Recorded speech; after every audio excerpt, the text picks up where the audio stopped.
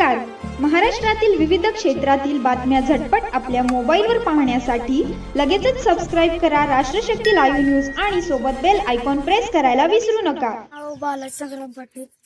रात्री आम्ही जेवून वर झोपायला येत होतो तेव्हा अचानक माझ्या बहिणीवर बिबट्याने हल्ला केला.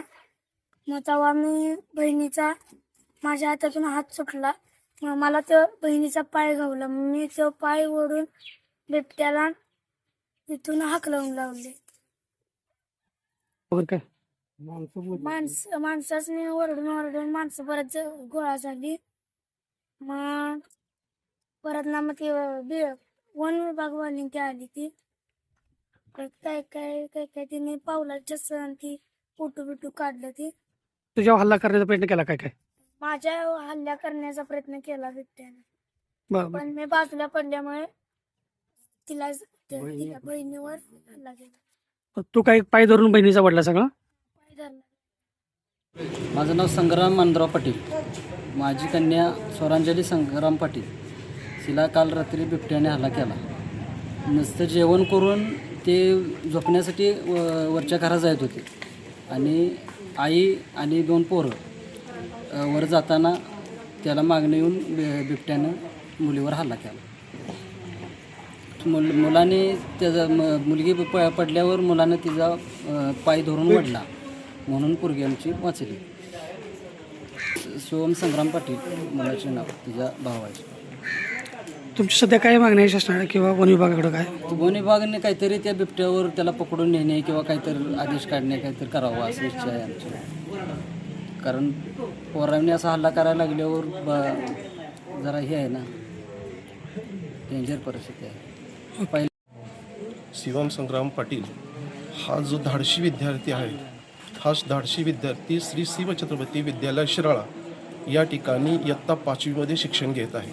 त्याच्या गावात घडलेली कालची घटना अत्यंत वाईट, परंतु त्याच्या धाडसाचं कौतुक करणारी अशा प्रकारची आहे की 2 भाऊ आणि बहीण दोघं एकमेकाला हाताला धरून जात असताना गावामध्ये त्यांची 2 घरे आहेत. त्या 2 घरापैकी एका घरातून दुसऱ्या घरामध्ये प्रवेश करत असताना बिबट्यानं भरवस्तीमध्ये या स्वराली संग्राम पाटील या मुलीवरती हल्ला केला. परंतु नशीब इतकं चांगलं होतं की त्याच्या डोक्यावरती, मुलीच्या डोक्यावरती स्वेटर असल्यामुळं त्या बिबट्याचे दात स्वेटरमध्ये अडकले. त्याच वेळेला या आमच्या विद्यार्थी शिवम यानं खूप मोठं असं धाडस केलं आणि त्यानं आपल्या बहिणीचा हात सुटला, परंतु त्यानं धाडसानं आपल्या बहिणीचा जो पाय आहे तो पाय पकडला गेला. बिबट्या एका बाजूला ओढत होता आणि हा आमचा शिवम एका बाजूला असा त्या मुलीला ओढत होता आणि मोठमोठ्यानं ओरडत होता.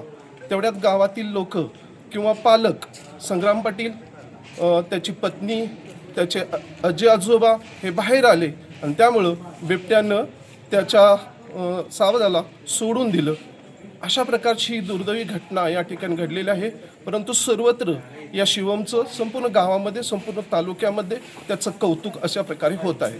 मी विनंती एवढी करतो वन विभागाला की अशा प्रकारचे जे वन्य प्राणी आहेत, या प्राण्यापासून गावकऱ्यांचं, या लहान मुलांचं संरक्षण करावं हीच मी त्यांना एक विनंती करतो. आणि झालेलं जे नुकसान आहे त्या नुकसानाबद्दल या वन विभागानं काहीतरी त्यांना मदत करणं अत्यंत आवश्यक आहे. धन्यवाद.